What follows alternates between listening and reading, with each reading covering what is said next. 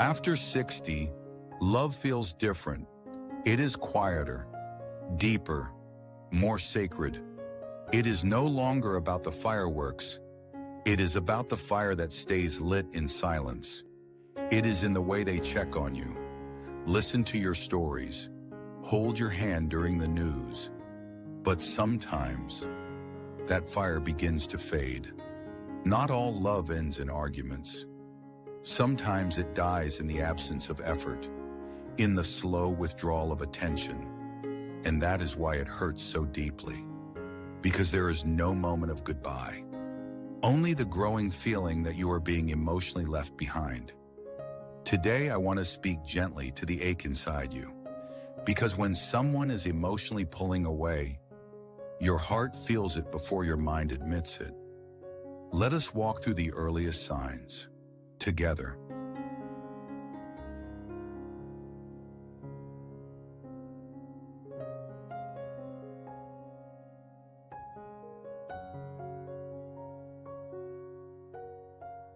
You used to talk for hours about everything and nothing.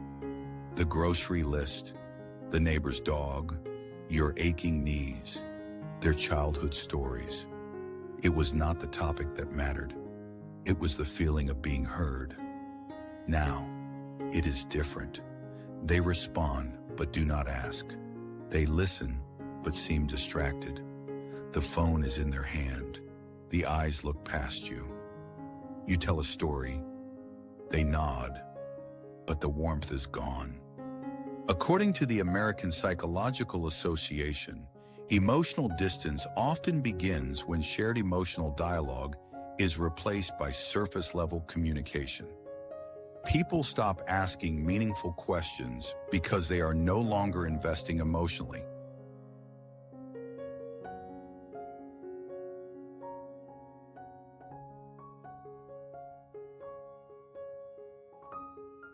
They no longer ask how your day was, not because they forgot, but because they no longer feel it matters. You feel like you are talking to someone, not with them. You feel lonely, even while speaking.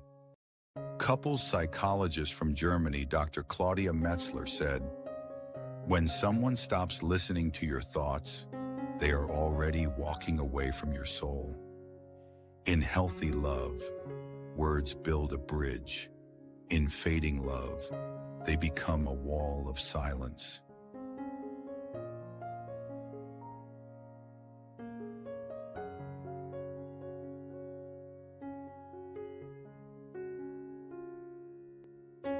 Think about the past.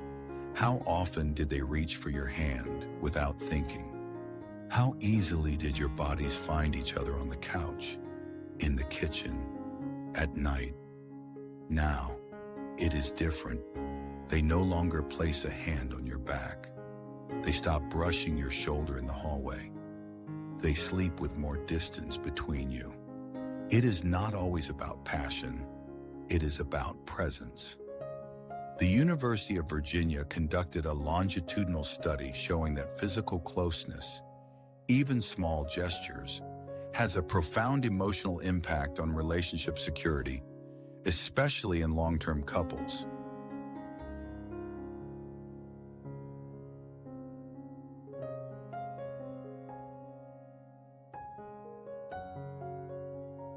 They no longer greet you with a hug. You have to ask for affection, and when they touch you, it feels like an obligation, not a longing. Relationship researcher from South Korea, Dr. Min-jae Hwang, said, "Before a breakup happens in words, it begins in fingertips that forget how to reach for each other." The absence of physical warmth can be colder than any winter.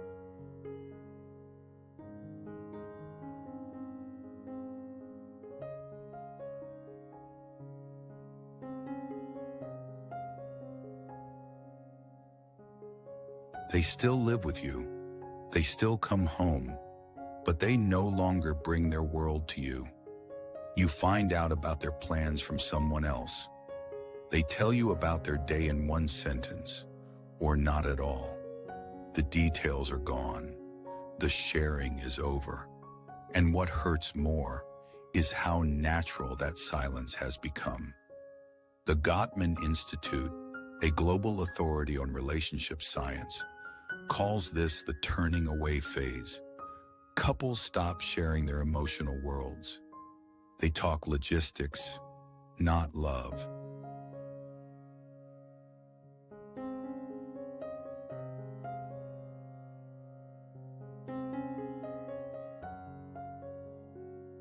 They tell their friends about things before they tell you. You ask how something went, and they respond with, "It was fine." No color, no emotion, no invitation into their world. Emotional researcher from Brazil, Dr. Larissa Freitas, said, "The one you stop turning to is the one you have already started turning from. You are no longer their first call, and sometimes not even in the top three."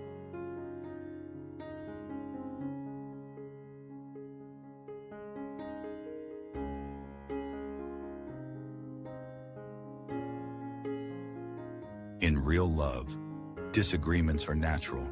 You express, you cry, you argue, you resolve. But now, you say how you feel, and they say, "Let it go." You bring up an issue, and they say, "It is not a big deal." They are no longer trying to understand you. They just want quiet, but quiet is not a connection. Research from the University of British Columbia shows that emotional withdrawal during conflict is a leading sign of relational collapse, especially in long-term partnerships.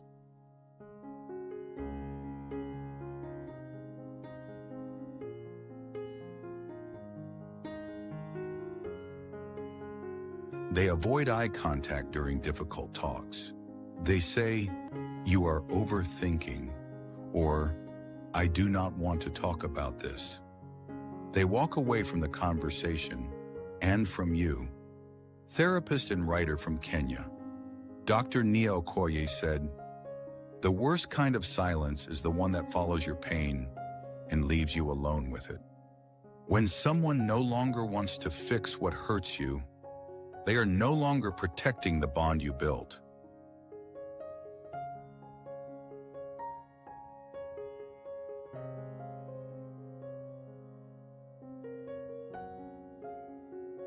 This is the final sign, and the hardest one to admit. You sit beside them and still feel lonely. You talk, but feel unheard. You laugh, but it does not reach your chest. The World Health Organization reported that emotional isolation within relationships is one of the strongest predictors of depression in seniors, more than living alone or losing a spouse.